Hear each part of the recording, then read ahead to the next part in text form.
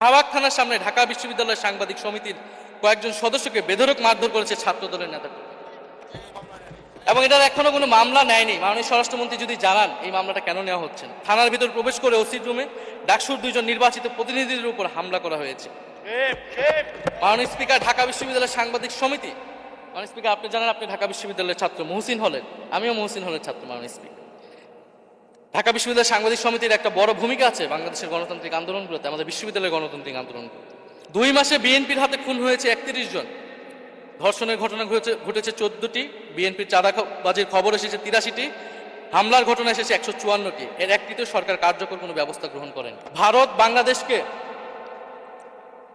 1971 সালের পর থেকে করদ রাজ্য পরিণত করার জন্য হেন চেষ্টা নেই যে করে নাই। মাননীয় স্পিকার, 6 আগস্ট বঙ্গভবনে আলোচনা শেষে ব্রিফিংয়ে মির্জা ফখরুল ইসলাম আলমগীর বলেন, ছাত্র জনতা বুকের রক্ত দিয়ে আমাদের নতুন এক সকাল উপহার দিয়েছে। বাংলাদেশ আজ দ্বিতীয়বার স্বাধীন হলো।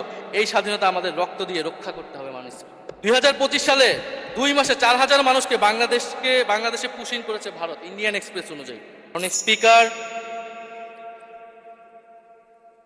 বক্তব্য ভেবেছিলাম শুরু করব অন্য বিষয় নিয়ে, কিন্তু আজকের অধিবেশনের দিনের আলোচনায় আমাদেরকে আরো বেশি অবাক করলেন মাননীয় অর্থমন্ত্রী। ফলে অর্থ সেক্টরের কিছু বক্তব্য দিয়ে আলোচনা শুরু করছি। আমরা যখনই ব্যাংকিং খাত বা অর্থ সেক্টরের আর্থিক খাতের কথা আসে, মাননীয় অর্থমন্ত্রী একটা বাক্যই বারবার বলেন যে বিএনপির সময়ে এরকম কোনো রেকর্ড নাই যে আর্থিক খাতে বিশৃঙ্খলা হয়েছে। উনি কিছুক্ষণ আগে অস্বীকার করলেন যে বাংলাদেশ ব্যাংকের গভর্নর একটা রাজনৈতিক নিয়োগ, তাদের দলের নির্বাচন কমিটির সদস্য, এবং তিনি এটা অস্বীকার করলেন। আমি মাননীয় স্পিকার টিআইবির একটা তথ্য আপনাদেরকে দিচ্ছি। বর্তমান সরকারি দলের যারা নির্বাচনের প্রার্থী হয়েছেন তাদের 59.41% ঋণগ্রস্ত, এবং যার বেশিরভাগ হচ্ছে সরকারি দলের। সংসদ সদস্যদের 11,000 কোটি টাকার বেশি ঋণ রয়েছে, যার অধিকাংশই সরকারি দলের। এদের অধিকাংশই ঋণ খেলাপি ছিলেন, নির্বাচনের আগে কিছু টাকা ঋণ দিয়ে পুনঃতফসিল করে নিয়েছেন। এবং বর্তমান যে বাংলাদেশ ব্যাংকের গভর্নর, তার স্পেশালিটিটা কি? তার স্পেশালিটি হচ্ছে এই ঋণ পুনঃতফসিল করা, এটাতে তিনি এক্সপার্ট। ফলে তাকে বাংলাদেশ ব্যাংকের গভর্নর কেন দেওয়া হয়েছে এটা খুব পরিষ্কার। মাননীয় স্পিকার, এই যে হাজার হাজার কোটি টাকার ঋণ, সেই ঋণগুলো যাতে ঋণ পুনঃতফসিল করতে পারে সেই সুযোগ সুবিধাটা করে দেওয়ার জন্যই বাংলাদেশের ইতিহাসে প্রথমবারের মতো একজন ব্যবসায়ীকে বাংলাদেশ ব্যাংকের গভর্নর দেওয়া হয়েছে। ফলে জাতির সামনে এই জিনিসগুলো পরিষ্কার হয়েছে। এখন সামনের আর্থিক খাতে আরো নিয়োগ তারা কি বিবেচনায় দিবেন, এই জন্য আমরা তাদের উপর আর আস্থা রাখতে পারছি না। মাননীয় স্পিকার, রাষ্ট্রপতির উপর ধন্যবাদ জ্ঞাপন বক্তব্য। রাষ্ট্রপতির বক্তব্য আমি শুনিও নাই, পড়িও নাই, এবং সেই বক্তব্য দেওয়ার সুযোগ করে দেওয়াকে আমরা প্রত্যাখ্যান জানিয়েছিলাম। আমরা খুব স্পষ্টভাবে বলেছিলাম যে এই রাষ্ট্রপতি অপসারণ প্রয়োজন, তাকে গ্রেফতার করা প্রয়োজন। এই রাষ্ট্রপতির আর কোনো অধিকার নেই বঙ্গভবনে থাকার, এইখানে এসে বক্তব্য দেওয়া। প্রেসিডেন্ট শাহাবুদ্দিন চুপ্পু, তার কিছু কুকীর্তির কথা মাননীয় স্পিকার হাউসের সামনে তুলে ধরছি। তিনি দুদকের কমিশনার ছিলেন, তাকে দুদকের কমিশনারের করা হয়েছিল 3টি অ্যাসাইনমেন্ট দিয়ে। 1 নম্বর হচ্ছে খালেদা জিয়া এবং তারেক রহমানের বিরুদ্ধে দুর্নীতির অভিযোগের শাস্তি নিশ্চিত করা। 2 নম্বর পদ্মা সেতুর দুর্নীতির অভিযোগ থেকে আওয়ামী লীগকে ক্লিন শিট দেওয়া। 3 নম্বর ফখরুদ্দিন মঈনুদ্দিন সরকারের সময় শেখ হাসিনা সহ আওয়ামী লীগ নেতাদের বিরুদ্ধে হওয়া দুর্নীতির মামলাগুলোকে বাতিল করে দেওয়া। এমন একজন ব্যক্তিকে বিএনপি সরকার রাষ্ট্রপতি হিসেবে এখনো মেনে নিচ্ছে। মাননীয় স্পিকার, আরেকটি ঘটনা বলি। 2009 সালে শেখ হাসিনার ক্যাঙ্গারু আদালতের নির্দেশে এই শাহাবুদ্দিন চুপ্পুর নেতৃত্বে 3 সদস্যের judicial inquiry commission on minority torture in 2001 করেছিল শেখ হাসিনার ক্যাঙ্গারু কোর্ট। এই প্রতিবেদন অনুসারে বিএনপির 26,000 বিএনপির নেতাকর্মীকে 2001 সালে ক্ষমতায় এসে কয়েক হাজার হিন্দুকে তারা হত্যা করেছে, এজন্য দায়ী করা হয়েছিল। মাননীয় স্পিকার, এবং আওয়ামী লীগ এই রিপোর্ট দেশে বিদেশে ফেরি করে তারা নিজেদের এখানে ক্ষমতায় থাকাটাকে পাকাপোক্ত করেছিল। মাননীয় স্পিকার, এই রাষ্ট্রপতি চুপ্পু এস আলমের হাতে ইসলামী ব্যাংকে তুলে দেওয়ার কারিগর 2 কোটি আমানতকারীকে পথে বসিয়েছিল এবং জুলাই গণহত্যার সময় তার ভূমিকা, ফ্যাসিবাদের সাথে তার সংশ্লিষ্টতা সবকিছু আমরা জানি। আমাদের দুর্ভাগ্য, এই দুর্নীতিবাজ, অপদার্থ, মিথ্যুক, গণহত্যার দোষর এখনো বাংলাদেশের রাষ্ট্রপতি। একটা আলোচনা কয়েকবার এসেছে যে রাষ্ট্রপতির অধীনে কেন শপথ নিয়েছি আমরা বলতে এখানে ব্যক্তিগতভাবে আমার কথাই বলেছে, কারণ আমি এখানে শপথ নিয়েছিলাম। তো মাননীয় স্পিকার, সেই সময়ের প্রেক্ষাপট আর এখনকার প্রেক্ষাপট কি এক? জুলাই গণ অভ্যুত্থানের পরে, 5ই আগস্টের পরে আমাদের সামনে 2টা অপশন ছিল। আমরা বলেছিলাম জাতীয় সরকার করতে হবে, সেই জাতীয় সরকারের প্রস্তাব বিএনপি নাকচ করে দিয়েছে। আমাদের সামনে আরেকটা অপশন ছিল ক্ষমতা আর্মির হাতে তুলে দেওয়া। যদি আমরা সেই দিকে আগাতাম, আজকে তারা এখানে বসতে পারতেন কিনা মাননীয় স্পিকার, সেটা সন্দেহ আছে। দেশের স্বার্থে, দেশের স্থিতিশীলার স্বার্থে আমরা সেই সময় সরকারে গিয়েছিলাম, আমরা শপথ নিয়েছিলাম। কিন্তু বৈষম্যবিরোধী ছাত্র আন্দোলন খুব স্পষ্টভাবে 2024 সালে কিন্তু এই রাষ্ট্রপতির অপসারণ চেয়েছিল। সেই সময় সাংবিধানিক ধারাবাহিকতার কথা বলে রাষ্ট্রপতির পক্ষে অবস্থান নিয়েছিল বিএনপির মহাসচিব মির্জা ফখরুল আলমগীর সাহেব, তিনি নিজেই কথা বলেছিলেন। ফলে এখন তো একটা নির্বাচিত সরকার মাননীয় স্পিকার, এখন তো চাইলেই বিএনপি রাষ্ট্রপতি পরিবর্তন করতে পারে সরকার, এবং আমরা বিশ্বাস করি বিএনপিতে সেই ধরনের যোগ্য আস্থাভাজন ব্যক্তি নিশ্চয়ই রয়েছে। এবং সরকার দলের সদস্যরা অনেকে গৌরবের সাথে বলেছেন যে যেই রাষ্ট্রপতি জিয়াউর রহমানের বিরোধিতা করেছেন, সেই রাষ্ট্রপতি এখন জিয়াউর রহমানের প্রশংসা করছে। মাননীয় স্পিকার, গাধাকে দিয়ে আপনি হাল চাষ করিয়ে এটার মধ্যে কোনো বাহাদুরি নাই। এটা আপনাদের দেউলিয়ত্ব, সরকারের দেউলিয়াত্ব যে সরকার এখনো রাষ্ট্রপতি পরিবর্তন করতে পারছে না। মাননীয় স্পিকার, এই অধিবেশনের পুরোটা সময় যদি আমরা সংস্কার, গণভোট, জুলাই সনদ, 72-এর সংবিধান নিয়ে অনেক কথা বলেছি, এবং একটা বিষয় আমার কাছে খুবই অদ্ভুত লেগেছে, কিছু মাননীয় সংসদ সদস্য তারা 72-এর সংবিধানকে 71-এর সাথে মিলিয়েছে। মাননীয় স্পিকার, আমার জানা নেই আসলে তারা কোন বিবেচনা থেকে এটি মিলিয়েছেন। এটা তো সবসময় আওয়ামী লীগ মিলিয়েছে মাননীয় স্পিকার। তারা 72-এর সংবিধানকে 71-এর ফসল হিসেবে, 71-এর চেতনার সাথে মিলিয়েছে। 72-এর মূলনীতিকে 71-এর মূলনীতি বলে 71-এর আদর্শ হিসেবে প্রচার করেছেন। আমরা তো সেটার বিরোধিতা করেছি মাননীয় স্পিকার সবসময়, এবং বিএনপির বহু নেতা এটার বিরোধিতা করেছে মাননীয় স্পিকার। 72-এর সংবিধানের ক্রিটিসিজম, সমালোচনা 72 সাল থেকেই বাংলাদেশে শুরু হয়েছে। গত 16 বছর এই সমালোচনা তৈরি হয়েছিল। 72-এর সংবিধানের সমালোচনা মোটা দাগে 3টি। প্রথমত, এই সংবিধান স্বাধীন বাংলাদেশের নির্বাচিত প্রতিনিধিরা প্রণয়ন করে নাই। আমি সরকারি দলের মাননীয় সংসদ সদস্য ব্যারিস্টার নওশাদ জমির সাহেবের সাথে, ওনার সাথে আমি সহমত পোষণ করে বলতে চাই, একটা স্বাধীন দেশের শাসনতন্ত্র রচনা করার অধিকার, সুযোগ সেই দেশের নির্বাচিত প্রতিনিধিদের হওয়া উচিত। 72-এর সংবিধান রচনা করেছিল যারা 70-এর নির্বাচনে আইয়ুব খানের এলএফের অধীনে যারা নির্বাচিত হয়েছিল পাকিস্তানের শাসনতন্ত্র রচনা করার জন্য মাননীয় স্পিকার। দ্বিতীয়ত, এই 72-এর সংবিধান ইনহেরেন্টলি এটা একটা আনডেমোক্রেটিক কনস্টিটিউশন। একজন ব্যক্তির হাতে সকল ক্ষমতা অর্পণ করা হয়েছিল মানুষ। সেই সময় শেখ মুজিবকে সামনে রেখে এই সংবিধান তৈরি করা হয়েছিল। একজন ব্যক্তির হাতে সংসদের ক্ষমতা, নির্বাহী বিভাগের ক্ষমতা, এমনকি বিচার বিভাগের ক্ষমতাও নানা কায়দা করে তার হাতে তুলে দেওয়া হয়েছিল মানুষ। ফলে স্বৈরতন্ত্রের বীজ কিন্তু সেই 72-এর সংবিধান থেকে বাংলাদেশে শুরু হয়েছিল। এবং সবচেয়ে ইম্পর্টেন্ট, এই সংবিধান হচ্ছে মুজিববাদী আদর্শ দ্বারা রচিত হয়েছিল মাননীয় স্পিকার। 71-এর আদর্শ কিন্তু 4 নীতি ছিল না মাননীয় স্পিকার। 71-এর আদর্শ ছিল সাম্য, মানবিক মর্যাদা, সামাজিক ন্যায়, বিচার।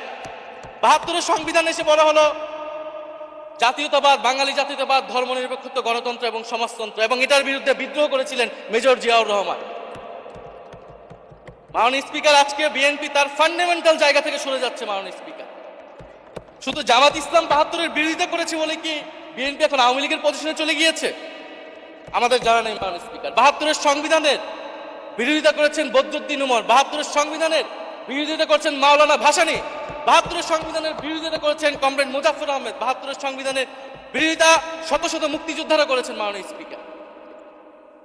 ফলে এই 72-এর সংবিধানকে বাতিল করার একটা সুযোগ আমাদের এসেছিল 1975 সালে সিপাহী জনতার বিপ্লবের মধ্য দিয়ে।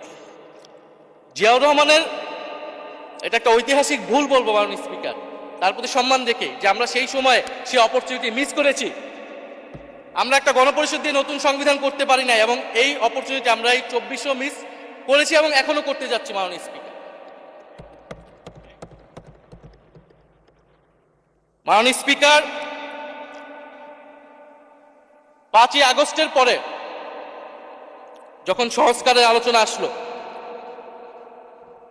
বৈষম্যবিরোধী ছাত্র আন্দোলন তাদের পক্ষ থেকে আমরা বলেছিলাম আমরা নতুন সংবিধান চাই বা সংবিধান পুনর্লিখন চাই। বিএনপি বলেছিল তারা নির্বাচনের মাধ্যমে ক্ষমতায় যেতে চায়। ফলে 5ই আগস্টের পর থেকে রাস্তা দুটি আলাদা হয়ে গেছিল মাননীয় স্পিকার। তখন আমরা একটা মধ্যপন্থায় আসলাম যে আমরা সংস্কারে আসি। সেই জায়গা থেকে সংস্কার কমিশন ঐক্যমত, সেখানে আলোচনা হলো। এখন সাংবিধানিক সংস্কার পরিষদ করার কথা গণভোটে বলা হলো। এখন বিএনপি সেই জায়গা থেকে সরে গিয়েছে। এখন বিএনপি যদি সেই জায়গা থেকে সরে যায়, আমাদেরকে পূর্বের জায়গায় ফেরত যেতে হবে মাননীয় স্পিকার। সংবিধান পুনর্লেখনের দাবি আমাদেরকেও জানাতে হবে। তারা যদি 72-এর পক্ষে এরকম অটল অবস্থানে থাকে। জুলাই সনদ নিয়ে অনেক কথা হয়েছে মাননীয় স্পিকার। জুলাই সনদ, জাতীয় জুলাই সনদ, আমরা যেদিন স্বাক্ষর হয়েছিল, আমরা জাতীয় নাগরিক পার্টি সেদিন স্বাক্ষর অনুষ্ঠানে যাইনি মাননীয় স্পিকার। এবং পরবর্তীতে আমরা স্বাক্ষর করেছি বলা যায় না, আমরা সেখানে আমাদের কমেন্টটা দিয়ে এসেছিলাম মাননীয় স্পিকার। জুলাই জাতীয় সনদ, জুলাই গণ অভ্যুত্থানের পরবর্তীতে এত কষ্টের যে ফসলটাকে, সেইটাকে মাননীয় স্পিকার নোট অফ ডিসেন্ট দিয়ে সেটাকে কলুষিত করে ফেলা হয়েছে। যেদিন জুলাই জাতীয় সনদ স্বাক্ষর হয়, সেদিন জুলাই জাতীয় সনদের মেজর সংস্কারগুলোতেই পাশে একটা নোট লেখা হয়েছে যে কোনো রাজনৈতিক দল বা জোট তাদের নির্বাচনী ইস্তিহার উল্লেখপূর্বক যদি জনগণের ম্যান্ডেট লাভ করে, তাহলে তারা সেই মতো ব্যবস্থা গ্রহণ করতে পারবে। তাহলে যেই দল নির্বাচনে জয়ী হবে, তারা তাদের ইস্তেহার অনুযায়ী সবকিছু করবে মাননীয় স্পিকার। এটার জন্য ঐক্যমতের কোনো প্রয়োজন হয় না। আপনি যদি নির্বাচনে জিতে আপনার ইস্তিহার মতোই সবকিছু করবেন, তাহলে আপনার সাথে আমার কিসের ঐক্যমত, কিসের আলোচনা? এবং সেই নোটগুলো কিভাবে লেখানো হয়েছে, কিভাবে বল প্রয়োগ করে, শক্তি প্রয়োগ করে ঐক্যমত কমিশনকে চাপ দিয়ে লেখানো হয়েছে মাননীয় স্পিকার, এটা ঐক্যমত কমিশনের আমি মনে করি এখন বলার সুযোগ এসেছে, সময় এসেছে। ফলে জুলাই জাতীয় সনদ কে আমরা একসেপ্ট সেই সময় করতে পারি নাই। এবং মাননীয় স্বরাষ্ট্রমন্ত্রীর ভাষাকে ধার করে আমি বলতে চাই যে জুলাই জাতীয় সনদ এক অন্তহীন প্রতারণার দলিলে পরিণত করেছে মাননীয় স্পিকার বিএনপি এটাকে। এবং 72-এর সংবিধানকে আওয়ামী লীগ দলীয় ইস্তেহারে পরিণত করেছিল, কলুষিত করেছিল। এবং জুলাই জাতীয় সনদকে বিএনপি কলুষিত করেছে, দলীয় ইস্তেহারে পরিণত করেছে মাননীয় স্পিকার। আপনি বলছেন জুলাই জাতীয় সনদ, তারপরে আপনি দেখাচ্ছেন হচ্ছে আমার দলীয় ইস্তিহার। তাহলে এখানে তো কোনো ঐক্যমতের সুযোগ নেই। এরপরে আসলো গণভোট। গণভোটের আদেশ নিয়ে সমালোচনা আছে, এবং এই সমালোচনা আমরাও করেছি যে রাষ্ট্রপতি এই ধরনের অর্ডার দিতে পারে কিনা। কিন্তু গণভোটটাকে সবাই মেনে একটা কনসেনসাসের ভিত্তিতেই তো আমরা এই গণভোটে সবাই মিলে অংশগ্রহণ করলাম মাননীয় স্পিকার। বিএনপি এবং তৎকালীন বিএনপির বর্তমান মাননীয় প্রধানমন্ত্রী এবং চেয়ারপারসন, তিনি নিজেও সংস্কারের পক্ষে, হ্যাঁ পক্ষে ভোটে প্রচারণা করেছেন। ফলে আপনাদের ইলেকশনের আগে এটা পরিষ্কার করা প্রয়োজন ছিল যে এই গণভোট আপনারা মানেন না, এই গণভোটে হ্যাঁ বা না যেতুক এটার সাথে আপনাদের কোনো সম্পর্ক নাই। ওনারা কিন্তু মাননীয় স্পিকার সেটা করেননি। ফলে জুলাই গণভোট এটা রাজনৈতিক সিদ্ধান্ত এবং গণরায়। মাননীয় স্বরাষ্ট্রমন্ত্রী তিনি নিজেই সেই সময় বলেছেন যে গণরায় হচ্ছে সার্বভৌম ক্ষমতা, জনগণের রায় আসলে সেটা সকলেই মেনে নিতে বাধ্য হবে। এমনকি যদি সেটার বিরুদ্ধেও কেউ বিজয়ী হয়, তারাও সেটা মেনে নিতে বাধ্য হবে। ফলে আমরা মনে করি যে এই গণভোট অনুসারে যে সাংবিধানিক সংস্কার পরিষদ, অতি দ্রুত সময়ের মধ্যে সাংবিধানিক সংস্কার পরিষদ গঠন করা উচিত, এর সুরাহা করা উচিত। আমরা তো মাননীয় স্পিকার অনেক দূর সরে এসেছি, নতুন সংবিধানের জায়গা থেকে সরে আসতে আসতে আমরা কোথায় আসলাম? আমরা খুবই সামান্য কিছু দাবি এখানে এসেছি, জুলাই জাতীয় সনদ বা গণভোট যেটাই বলেন না কেন, যে একটা উচ্চকক্ষ হবে ভোটের অনুপাতে, তত্ত্বাবধায়ক সরকার হবে। এই তত্ত্বাবধায়ক সরকার নিয়ে তো এত ঝামেলা, গত 16 বছরের এত আন্দোলন। কিভাবে নিয়োগ হবে, এই নিয়োগটা আমাদেরকে জানতে হবে মাননীয় স্পিকার। নির্বাচন কমিশনার এবং সাংবিধানিক প্রতিষ্ঠানগুলোতে কিভাবে নিয়োগ হবে, একটা নির্দলীয় এবং গ্রহণযোগ্য নিয়োগ আমরা কিভাবে করতে পারি, যেটা দেশকে বিভাজিত করবে না, বিরোধী দলের উপরে বিরোধী দলের অধিকার ক্ষুণ্ণ করবে।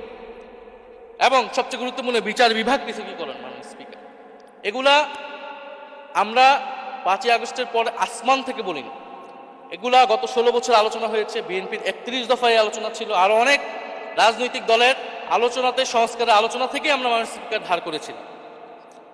হ্যাঁ, বিচার বিভাগ এই মুহূর্তে পৃথকীকরণ বা বিচার বিভাগের স্বাধীনতা নিয়ে কনসার্ন আছে, কারণ আওয়ামী লীগের নিয়োগকৃত অনেক বিচারক মাননীয় স্পিকার এখনো রয়ে গেছে বিচারালয়ে, যারা এই জামিনগুলো করিয়েছে ফ্যাসিস্টদের।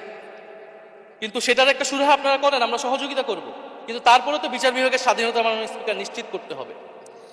গুম এবং মানবাধিকার অধ্যাদেশ বাতিল করলেন, আপনারা বলছেন ভালো আইন নিয়ে আসবেন। তো ভালো আইন যতক্ষণ পর্যন্ত আনতে পারছে না ততক্ষণ পর্যন্ত মাননীয় স্পিকার আপনাদের সমালোচনাটা সহ্য করতে হবে। আপনারা ভালো আইন নিয়ে আসুন এবং অতি দ্রুত সময়ের মধ্যে নিয়ে আসুন, আমরা দেখি। মাননীয় স্পিকার, এই সংসদে, এই অধিবেশনে আরেকটি বিষয় বারবার এসেছে, সেটা হচ্ছে মুক্তিযুদ্ধ এবং জুলাই গণ অভ্যুত্থান। মুক্তিযুদ্ধকে মাননীয় স্পিকার আমরা শ্রদ্ধা করি। আমরা মনে করি এই প্রজন্ম যারা জুলাই গণ অভ্যুত্থানে অংশগ্রহণ করেছি, জুলাই গণ অভ্যুত্থানের মধ্য দিয়ে মুক্তিযুদ্ধের নতুন রূপ তৈরি হয়েছে, মুক্তিযুদ্ধের নবায়ন হয়েছে। মাননীয় স্পিকার, ফলে মুক্তিযুদ্ধের সাথে জুলাই গণ অভ্যুত্থানের কোনো সাংঘর্ষিক অবস্থান নেই। আমরা বারবার বলেছি মুক্তিযুদ্ধ, জুলাই গণ অভ্যুত্থান হচ্ছে মুক্তিযুদ্ধেরই আরেকটি ধারাবাহিকতা। মুক্তিযুদ্ধে আমরা সাম্য মানবিক মর্যাদার কথা বলেছি, জুলাই গণ অভ্যুত্থানে আমরা বৈষম্য বিরোধী গণতান্ত্রিক বাংলাদেশের কথা বলেছি। মাননীয় স্পিকার, কোথায় পার্থক্য, কোথায় আলাদা, এবং কোন ঘটনা বড় কোন ঘটনা ছোট, এটা অহৈতুক তর্ক। মাননীয় স্পিকার, আমরা কেউ বলি নাই যে জুলাই গণ অভ্যুত্থান মুক্তিযুদ্ধের থেকে বড়, বা জুলাই গণ অভ্যুত্থান 90-এর থেকে বড় বা 90-এর থেকে ছোট। জুলাই গণ অভ্যুত্থান এক বিশেষ ঘটনা বাংলাদেশের ইতিহাসে, মুক্তিযুদ্ধ এক বিশেষ ঘটনা, মুক্তিযুদ্ধ বাংলাদেশের ফাউন্ডেশন। মাননীয় স্পিকার, এটার ব্যাপারে আমরা আনকম্প্রোমাইজেবল, এটা নিয়ে কোনো বিতর্কের কোনো সুযোগ নাই। তবে এই কথাটা ওনারাই বারবার বলে মুক্তিযুদ্ধকেও ছোট করতেছেন, জুলাই গণ অভ্যুত্থানকেও ছোট করতেছেন। আরেকটি বিষয় মাননীয় স্পিকার, মুক্তিযুদ্ধর কথা যখন এসেছে, আমরা যে সাম্প্রতিক সময়ে জাতীয় মুক্তিযোদ্ধা কাউন্সিল জামুক আইন সংশোধন করা হলো, অধ্যাদেশ পাশ করা হলো, সেখানে কিন্তু একটা গুরুত্বপূর্ণ সংশোধনী এসেছে। মুক্তিযোদ্ধাদের সংজ্ঞা থেকে মুজিব বাহিনীকে বাদ দেওয়া হয়েছে। মাননীয় স্পিকার, এবং আপনারা জানেন যে এই মুজিব বাহিনী, সেটাকে সংযুক্তির মাধ্যমে হাজার হাজার ছাত্রলীগের নেতাকর্মীকে মুক্তিযোদ্ধা সার্টিফিকেট দেওয়া হয়েছিল। মাননীয় স্পিকার, মুজিব বাহিনীর রোল কি ছিল, এটা আপনারা এখানে যারা অভিজ্ঞ মাননীয় স্পিকার অনেক মুক্তিযোদ্ধা আছেন, তারা ভালো করেই জানেন। মুজিব বাহিনী তৈরি হয়েছিল অন্তর্ঘাত তৈরি করার জন্য। তারা অস্ত্র হাতে দেশে পাকিস্তান বাহিনীর বিরুদ্ধে যুদ্ধ করে নাই, তারা দেশে ঢুকে মুক্তিযুদ্ধের আওয়ামী লীগ বাদে অন্য যেই পক্ষগুলো রয়েছে তাদেরকে হত্যা করেছিল। মাননীয় স্পিকার, ফলে মুজিব বাহিনী কিন্তু কোনো মুক্তিযোদ্ধা না বর্তমান আইন অনুসারে। কিন্তু এখানে অনেক মুজিব বাহিনীর কিছু লোক আছেন, তারা নিজেদেরকে মুক্তিযোদ্ধা হিসেবে বারবার জাহির করছে। ফলে আমাদেরকে এই ফারাকটাও করতে হবে। মাননীয় স্পিকার, এবং মুক্তিযুদ্ধের পক্ষ বিপক্ষের রাজনীতি গত 50 বছর ধরে হয়েছে, আমরা এই সমাধান এখনো কেন করতে পারিনি? মাননীয় স্পিকার, এর দায়ভার কে নেবে? বিএনপি কি নেবে না, যারা 29 বছর জামাতের সাথে রাজনীতি করেছে? একটা কথা তো এখন সবাই বলে, সাথে থাকলে সঙ্গী, না থাকলে জঙ্গি। ফলে এটার দায়িত্ব ছিল তো ওনাদের, এই রিকনসিলিয়েশন তৈরি করা, এই প্রশ্নের সুরাহা করা। জুলাই গণ অভ্যুত্থানের পরে, স্বাধীনতার 54-55 বছর পরে জাতীয় সংসদে মুক্তিযুদ্ধের পক্ষ আর বিপক্ষ বলে ভাগ থাকবে, এটা তো মাননীয় স্পিকার আমরা প্রত্যাশা করি, এটা এই প্রজন্ম প্রত্যাশা করে। আমি মাননীয় স্বরাষ্ট্রমন্ত্রীর সাথে একমত পোষণ করি যে ইতিহাসের এই বিতর্ক আমাদেরকে সমাধান করতে হবে, একপাশে রেখে সামনের দিকে এগিয়ে যেতে হবে, এবং এটা সব পক্ষকে এটার জন্য দায়িত্বশীল ভূমিকা পালন করতে হবে। মুক্তিযুদ্ধ যেমন কোনো দেশের ষড়যন্ত্র না, আবার মুক্তিযুদ্ধের নাম করে এদেশে যে লুটপাট ফ্যাসিবাদ কায়েম হয়েছে সেটাও আমাদের ভুলা যাবে না। মাননীয় স্পিকার, জুলাই গণ অভ্যুত্থান সকলের অংশগ্রহণে হয়েছিল, এটা আমরা বারবার বলেছি। তবে বিএনপির বিভিন্ন সদস্য তারা তাদের আলোচনায় বারবার বলার চেষ্টা করে যে আমরা ছিলাম না, আমরা তো এভাবে ছিলাম, এভাবে ছিলাম। এটা তো প্রমাণ করার প্রয়োজন নাই। মাননীয় স্পিকার, এটা কেন এত হীনমন্যতা আমাদের এটা বুঝে আসে। বিএনপি তো অবশ্যই জুলাই গণ অভ্যুত্থানে ছিল, আমাদের সাথেই ছিল, এবং সেই সময়ের একটা উক্তি বিএনপির মহাসচিব মির্জা ফখরুল ইসলাম আলমগীর, উনি বলেছিলেন যে এই আন্দোলনের সাথে আমাদের সম্পর্ক নাই, ছাত্রদের আন্দোলন। তার ওই বক্তব্য সঠিক ছিল। মাননীয় স্পিকার, তার ওনার ওই সময়ে কৌশলগত অবস্থান এটাই সঠিক ছিল, উনি ওই সময় এই বক্তব্যই প্রয়োজন ছিল, এটা তো আমাদের কোনো দ্বিমত নাই। মাননীয় স্পিকার, আমাকে ডিজিএফআই, ডিবি, এসবি, বাংলাদেশের হেন কোনো গোয়েন্দা সংস্থা নাই যারা আমাকে ইন্টারগেশন করেছে, টর্চার করেছে এবং একটা কথা বারবার বলানোর চেষ্টা করেছে যে এই আন্দোলন বিএনপি জামাতের আন্দোলন, যারা আগুন লাগিয়েছে তারা বিএনপি জামাতের সন্ত্রাসী, এটা একবার তোমরা শুধু বলো। ডিবি অফিসের শেষ পর্যন্ত আমরা বাধ্য হয়েছি আন্দোলন স্থগিতের ঘোষণা দিতে, কিন্তু কখনো এই কথাটা মাননীয় স্পিকার আমরা বলিনি। ফ্যাসিবাদ বিরোধী রাজনৈতিক দলের নেতাকর্মীকে আমরা আন্দোলনের সময় থেকে এখন পর্যন্ত কখনো আমরা অস্বীকার করিনি, কিন্তু একটা জায়গা আমরা ফারাক করতে চাই যে এই গণ অভ্যুত্থান কোনো দলীয় আন্দোলন নয়। 90-এর গণ অভ্যুত্থান, 69-এর গণ অভ্যুত্থান থেকে এই গণ অভ্যুত্থানের পার্থক্য রয়েছে মাননীয় স্পিকার। এই গণ অভ্যুত্থানে ফ্যাসিবাদ বিরোধী রাজনৈতিক দলের নেতাকর্মীরা নেতৃত্বে নয়, সামনে পিছনে ছিল মাননীয় স্পিকার, সামনে সাধারণ জনগণ ছিল, ছাত্ররা ছিল। ফলে সেই হিসেবেই এই গণ অভ্যুত্থানকে স্বীকৃতি দেওয়া উচিত। এখন যদি বলা হয় যে অমুকের নেতৃত্বে এই গণ অভ্যুত্থান হয়েছে, আমাদের লোকেরা এই গণ অভ্যুত্থান করেছে, এটা মাননীয় স্পিকার এই গণ অভ্যুত্থানের সাথে যারা সাধারণ মানুষ নেমেছিল, যারা শহীদ হয়েছে তাদের সাথে মাননীয় স্পিকার বিশ্বাসঘাতকতা করা হবে। ফলে জুলাই গণ অভ্যুত্থানের সকলের অংশগ্রহণ ছিল। হ্যাঁ, আমাদের অনেক মত পার্থক্য, জুলাই গণ অভ্যুত্থানের পরে আমাদের রাস্তা আলাদা হয়ে গেছে আমরা মনে করি রাজনৈতিকভাবে, কিন্তু গণ অভ্যুত্থান আমরা একসাথেই করেছিলাম মাননীয় স্পিকার। এবং আমি দুইটা কোটেশন বলতে চাই মাননীয় স্পিকার। 7ই আগস্টে নয়াপল্টনের সমাবেশে জনাব তারেক রহমান ভার্চুয়ালি যুক্ত হয়ে বলেন, 1971 ছিল স্বাধীনতা অর্জনের আন্দোলন, আর 2024-এর আন্দোলন হলো সেই স্বাধীনতা ও সার্বভৌমত্ব রক্ষার আন্দোলন। এই আন্দোলনে অংশ নেওয়া প্রতিটি ছাত্র জনতা আজ থেকে নতুন দিনের মুক্তিযোদ্ধা। মাননীয় স্পিকার, মুক্তিযুদ্ধের সাথে আমরা তুলনা করছি এই জায়গা থেকে, কারণ আমাদের কাছে এটা প্রায় যুদ্ধ সময় একটা পরিস্থিতি ছিল। 6 আগস্ট বঙ্গভবনে আলোচনা শেষে ব্রিফিংয়ে মির্জা ফখরুল ইসলাম আলমগীর বলেন, ছাত্র জনতা বুকের রক্ত দিয়ে আমাদের নতুন এক সকাল উপহার দিয়েছে, বাংলাদেশ আজ দ্বিতীয়বার স্বাধীন হলো, এই স্বাধীনতা আমাদের রক্ত দিয়ে রক্ষা করতে হবে। মাননীয় স্পিকার, আমরাও বলি রক্ত দিয়ে রক্ষা করতে হবে। মাননীয় স্পিকার, আমাকে একটু সময় বাড়িয়ে দিবেন। আমি যে সময়টা পেয়েছি এটা বিরোধী দলের কোটা থেকে, আমি আশা করব সরকারি দলের কোটা থেকে আমি আরো 10 মিনিট পাবো। মাননীয় স্পিকার, মাননীয় চিফ হুইপ এবং সংসদ নেতা নিশ্চয়ই এটাতে সম্মতি দিবেন। মাননীয় স্পিকার, আমরা ভারত এবং পররাষ্ট্রনীতি নিয়ে কিছু কথা বলতে চাই। এই সরকার আসার পর একটা জিনিস বারবার আছে যে ভারতের সাথে সম্পর্ক উন্নয়ন, এবং মাননীয় পররাষ্ট্র মন্ত্রী যিনি আগের সরকারের নিরাপত্তা উপদেষ্টা, যার পদত্যাগ তৎকালীন বিএনপি চেয়েছিলেন, সেই পররাষ্ট্রমন্ত্রী ভারতে সফর করেছেন প্রথম, এবং তিনি যে বিবৃতি দিয়েছেন সেই বিবৃতিটা আমাদের কাছে স্পষ্ট না। আমরা কোন ভিত্তিতে ভারতের সাথে সম্পর্ক উন্নয়নের কথা বলছি? যেই ভিত্তিতে আওয়ামী লীগ উন্নয়নের কথা বলেছিল সেই ভিত্তিতে? ভারত বাংলাদেশকে 1971 সালের পর থেকে করদ রাজ্য পরিণত করার জন্য হেন চেষ্টা নেই যে করে নাই মাননীয় স্পিকার। সীমান্তে হত্যাকাণ্ড এখনো হচ্ছে, আমরা নদীর পানি হিস্সা পাচ্ছি না, এবং নতুন করে যেটা হচ্ছে যে বর্ডারে বাংলাদেশি বলে বিভিন্ন মানুষকে পুশিং করা হচ্ছে। 2025 সালে 2 মাসে 4000 মানুষকে বাংলাদেশে পুশিং করেছে ভারত, ইন্ডিয়ান এক্সপ্রেস অনুযায়ী। মাননীয় স্পিকার, এক ভয়ঙ্কর সংকট সামনের দিনে আমাদের দিকে কিন্তু আসতে যাচ্ছে। এবারে পশ্চিমবঙ্গের ইলেকশন হলো মাননীয় স্পিকার, নির্বাচনের কয়েকদিন আগে ভোটার তালিকা থেকে অন্তত 30 লক্ষ জীবিত ভোটারকে বাদ দেওয়া হয়েছে, এদের অধিকাংশ হচ্ছে মুসলিম এবং মতুয়া সম্প্রদায় মাননীয় স্পিকার।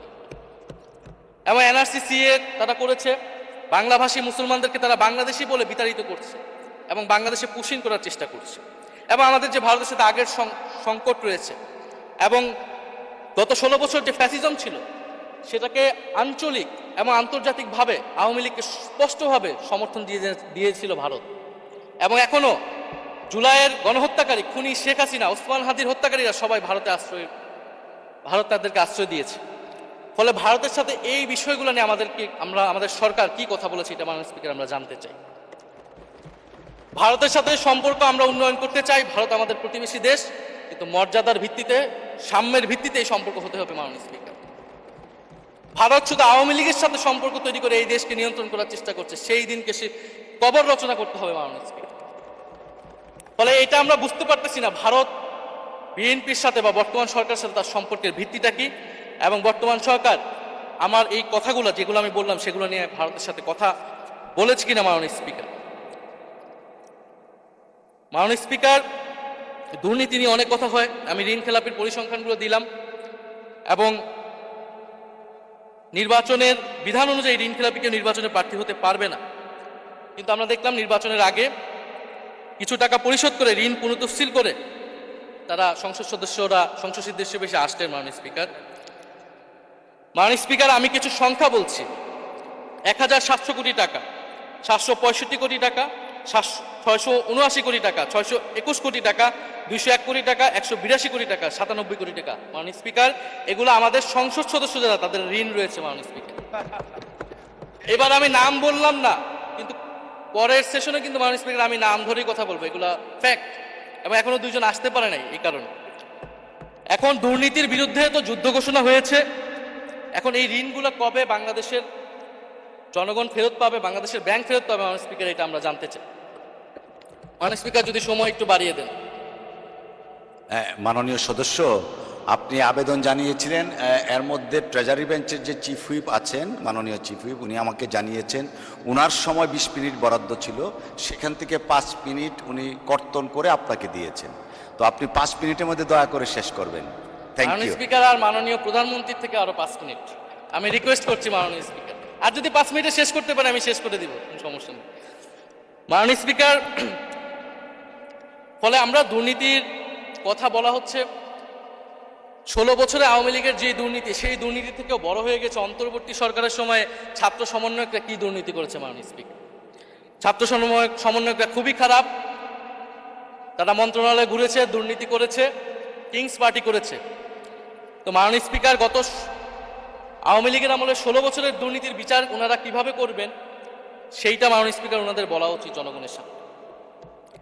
এবং আরো ভালো হয় যদি 2001 থেকে 6 সাল পর্যন্ত মাননীয় স্পিকার যে দুর্নীতির অভিযোগগুলো এসেছিল সেটারও একটা স্বচ্ছ তদন্ত মাননীয় স্পিকারের বর্তমান সরকার করে।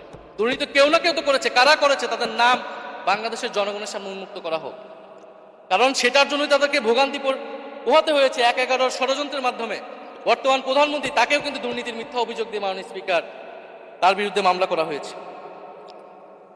মাননীয় স্পিকার, মাননীয় স্বরাষ্ট্রমন্ত্রীর দৃষ্টি আকর্ষণ করছে, একটু আইন শৃঙ্খলা নিয়ে কথা বলি।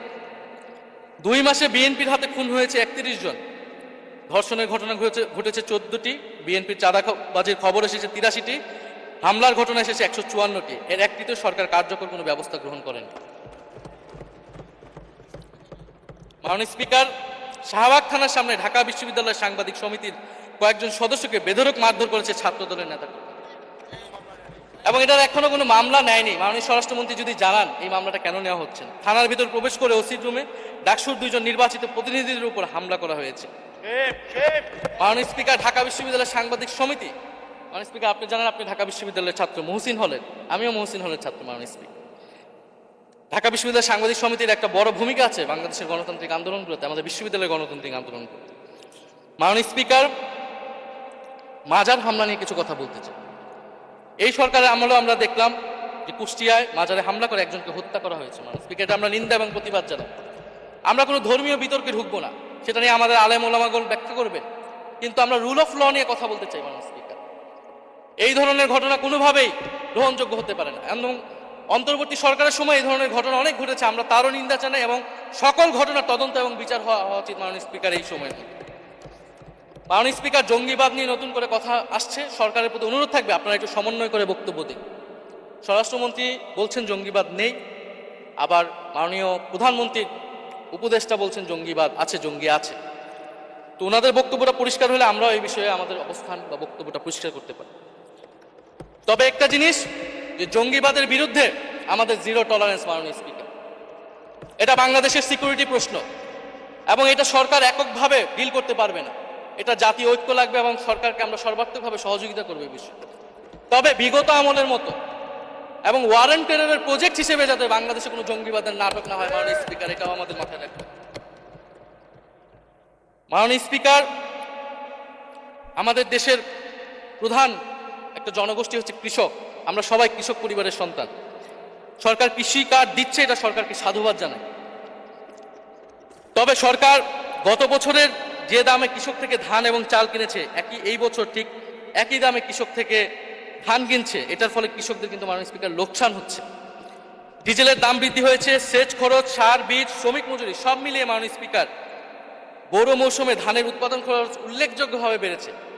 একদিকে কৃষিকাজ দিবেন, আরেকদিকে ধানের ন্যায্য মূল্য আপনারা কৃষককে দিবেন না, এটা মাননীয় স্পিকার কোনো সমাধান বলে আমরা মনে করি না।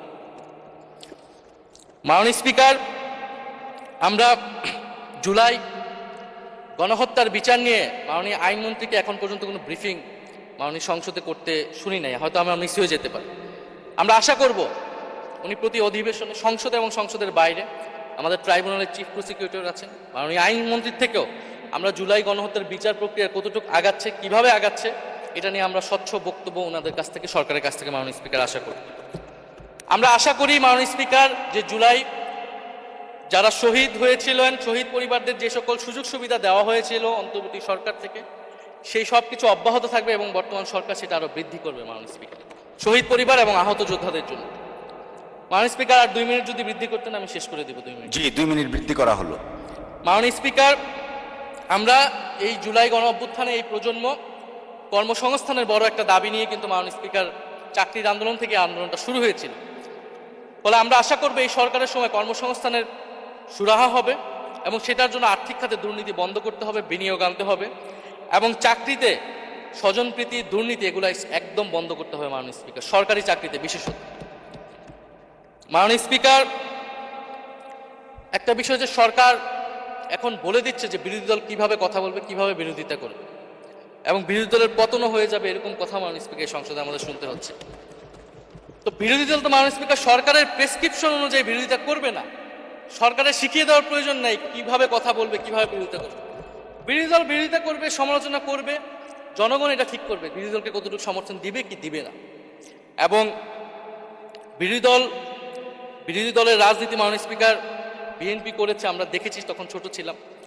মাননীয় স্পিকার, আমি যখন ইন্টারমিডিয়েটে পড়ি, খালেদা জিয়া তখন গ্রেফতার হন এবং তার পরের দিন আমার বাবা রাজনৈতিক মামলায় গ্রেফতার হন। আমার মা আমাকে নিয়ে থানায়, কোর্টে এবং কারাগারে আমি আমার মায়ের সাথে ঘুরেছি মাননীয় স্পিকার। আমি জানি আমার এই অভিজ্ঞতা বাংলাদেশের লাখ লাখ মানুষের, ফ্যাসিবাদ বিরোধী আন্দোলন, রাজনৈতিক কর্মী যারা রয়েছে তাদের সকলের একই অভিজ্ঞতা মাননীয় স্পিকার। মাননীয় স্পিকার, সেই অভিজ্ঞতা থেকেই বিশ্ববিদ্যালয়ে যখন এসেছি প্রথম, মনে হয়েছে যে এই প্রজন্ম হিসেবে আমাদের একটা দায়বদ্ধতা আছে। আমার সামনে একজন স্বৈরাচার, একজন স্বৈর শাসক থাকবে, বাংলাদেশের একজন ছাত্র হিসেবে আমি এটা মেনে নিতে পারিনি মাননীয় স্পিকার প্রথম বর্ষ থেকে। সেই জায়গা থেকে কাজ করেছি জুলাই গণ অভ্যুত্থানে। মাননীয় স্পিকার, আমি আমার এলাকা নিয়ে শুধু শেষ করব, সবাই যেহেতু এলাকা নিয়ে কথা বলে প্রথম আসলে, আমি মাননীয় প্রধানমন্ত্রীর প্রতিবেশী, ঢাকা 17-এর প্রতিবেশী হচ্ছে ঢাকা 11 মাননীয় স্পিকার। সংসদে সরকার দল এবং বিরোধী দলের যেই পরিমাণ বৈষম্য, ঢাকা 17 এবং ঢাকা 11-এর একই পরিমাণ মাননীয় স্পিকার বৈষম্য। ফলে উনি যাতে এই বৈষম্য দূর করেন এবং ঢাকা 11-এর জন্য যদি মাননীয় সদস্য 2 মিনিট চেয়েছিলেন, শেষ হয়ে গেছে। আর 2 মিনিট দেওয়া হলো, 2 মিনিটের মধ্যে শেষ করে ফেলেন প্লিজ। ধন্যবাদ আপনাকে। ফলে এই বৈষম্য উনি সংসদেও দূর করবেন, সংসদেও দূর হবে এবং আমার এলাকাও সেই উন্নয়ন কার্যক্রম হবে। ঢাকা 11 এই গণ অভ্যুত্থানের অন্যতম হটস্পট ছিল রামপুরা, বাড্ডা, ভাটারা এলাকা মাননীয় স্পিকার, যেখানে অনেক প্রাইভেট বিশ্ববিদ্যালয়, মাদ্রাসা, তারা সকলে এসে কিন্তু ফ্যাসিস্টদেরকে প্রতিহত করেছিল এবং এই অত্র এলাকার নানান সমস্যা। তো সরকারের জায়গা থেকে আমি আশা করব, আমি হয়তো অনেক সমালোচনা করতে পারি, অনেক ভুল ত্রুটি থাকতে পারে, যেহেতু নতুন এসেছি, কথা বলছি। তো সেই জায়গা থেকে যাতে আমার এলাকার প্রতি কোনো বিরূপ মনোভাব না থাকে, কোনো বৈষম্য যাতে না হয় মাননীয় স্পিকার। আপাতত ওনারা ওইখানকার যিনি পরাজিত প্রার্থী, তাদেরকে দিয়ে বিভিন্ন উন্নয়ন কার্যক্রম করছে প্রশাসক, এই সিটি কর্পোরেশনের প্রশাসক। তা আমার ক্রেডিটের দরকার নাই, কিন্তু উন্নয়ন হলেই মাননীয় স্পিকার চলবে। মাননীয় স্পিকার, আমি সর্বশেষ বলতে চাই, এই প্রথম অধিবেশনে বিশ্ববিদ্যালয় জীবনে ঢাকা বিশ্ববিদ্যালয়ের অনেক স্বপ্ন নিয়ে গিয়েছিলাম। প্রথম মাসে মাননীয় স্পিকার হতাশ হয়েছিল, যখন দেখেছি হলের সিস্টেম, যখন দেখেছি বিশ্ববিদ্যালয়ের সিস্টেম এবং এই সংসদে মাননীয় স্পিকার প্রথম অধিবেশনে আমি অনেক হতাশ হয়েছি। সংসদ, সরকারি দলের সদস্যরা যেভাবে স্তুতি করেছে, যেভাবে সংবিধান সংস্কার পরিষদকে বাতিল করে দেওয়া হয়েছে, যেভাবে গণভোটকে অস্বীকার করেছে, মাননীয় স্পিকার আমি আশা করব আমাদের এই হতাশা অতি দ্রুতই শেষ হবে এবং আমরা যেই কমিটমেন্ট জনগণের কাছে করেছি সেই সকল প্রতিশ্রুতি আমরা রক্ষা করে সামনের দিকে এগিয়ে যেতে পারবো। মাননীয় স্পিকার, আপনাকে ধন্যবাদ।